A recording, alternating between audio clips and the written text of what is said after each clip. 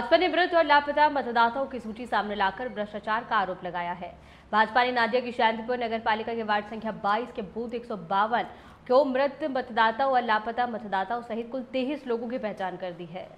इस बार भाजपा ने मृत और लापता मतदाताओं की सूची सामने लाकर भ्रष्टाचार का आरोप लगा दिया है। भाजपा ने नादिया में शांतिपुर नगर पालिका के वार्ड संख्या 22 के बूथ 152 और 159 में मृत मतदाताओं और लापता मतदाताओं सहित कुल 23 लोगों की पहचान कर दी है। इस संबंध में वार्ड संख्या 22 के भाजपा बूथ अध्यक्ष सुमंत विश्वास ने कहा कि उन्होंने एसआई होने की बात कहकर विभिन्न तरीकों से मतदाता सूची की जांच शुरू कर दी है। जांच करने के बाद पता चला कि इलाके में 2 बूथों में मुस्लिम मतदाता सहित लगभग 23 से 25 फर्जी मतदाता और लापता मतदाता है। उनका दावा है कि इलाका हिंदू बहुल है और वहां कोई मुस्लिम समुदाय नहीं रहता है। हालांकि उन्होंने ये भी सवाल उठाया है कि मुस्लिम मतदाता सूची में कैसा बना रहा और उसका नाम कहीं नहीं हटाया गया। दूसरी ओर उत्तम मोहम्मद नामक एक व्यक्ति जो पिछले 35 वर्षों से लापता है, जिसके परिवार में शांतिपुर पुलिस स्टेशन में गुमशुदगी की डायरी दर्ज करवाई गई है, उनका नाम भी मतदाता सूची में है। इसके साथ ही कई लोग मर चुके हैं और उनके नाम मतदाता सूची से नहीं हटाए गए हैं। उनका दावा है कि बीएल ठीक से इलाके में नहीं आए और तृणमूल की मदद से ऐसे फर्जी मतदाता कई जगह पर मौजूद है। आज अकेले शहर के 2 वार्डों में 23 से 25 मृत फर्जी और लापता मतदाताओं की पहचान की गई है। तो राज्य भर में ऐसे कितने मतदाता हैं जिनके वोटों में तृणमूल निर्वाचित हुए हैं? सर को तुरंत लॉन्च किया जाना चाहिए और एक साफ मतदाता की सूची प्रकाशित की जाए। নবীনপল্লী এলাকাতে বেশ কিছু 38টা একটা বুথে 38টা মৃত ভোটারের নাম রয়েছে তালিকায় এবং হিন্দু কমিউনিটি এলাকাতে একজন মুসলিমের নাম রয়েছে, যেখানে কোনো স্বাভাবিক নয়। তারা দাদা মূলত কি অভিযোগ, কতগুলো ভুয়ো ভোটার আপনারা ধরেছেন? নমস্কার, আমার নাম সুমন্ত বিশ্বাস।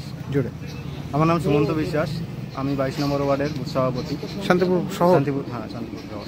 আচ্ছা, কি অভিযোগ আপনাদের? অভিযোগটা যে আমাদের এখানে কিছু ভোট আছে, 24 থেকে 25 খানা ভোট। ওয়ার্ডের বেশ কিছু বুথ, 2টো বুথের ক্ষেত্রে মৃত ভোটার রয়েছে প্রায় 25 জন। একজন নিরুদ্দেশ 35 বছর ধরে, তারও ভোট রয়েছে।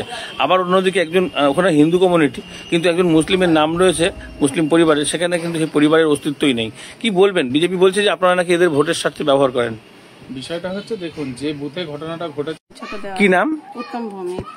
আচ্ছা, উনি কবে নিখোঁজ হয়েছিলেন? তাও 30 বছর। আচ্ছা, তো সেক্ষেত্রে প্রতিবার নাকি উনি ভোটের সময় এরকম আসেন আর ভোট দিয়ে চলে যান, এটা শুনেছেন? না না, ও তো আসে না, আসলে তো আমাদের সঙ্গে দেখা করতো। সে তো দেখা করতো, কিন্তু ভোটের ক্ষেত্রে দেখা করে না, ভোটটা দিয়ে চলে যায়। মানে ভোটের ক্ষেত্রে তাই বলছে, এখন কে আছে জানা নেই। তো সেক্ষেত্রে আপনারা বলেছেন, জানিয়েছেন যে আমাদের বাড়ির লোক থাকে না? দেখুন, আমরা এর আগেও একাধিকবার বলেছি যে ভারতের নির্বাচন কমিশন তারা এসআইআর চাইছে পশ্চিমবঙ্গে। এই এসআইআর পূর্বেও হয়েছিল, আপনার 92 হয়েছিল, 95 হয়েছিল, লাস্ট 2002 হয়েছিল।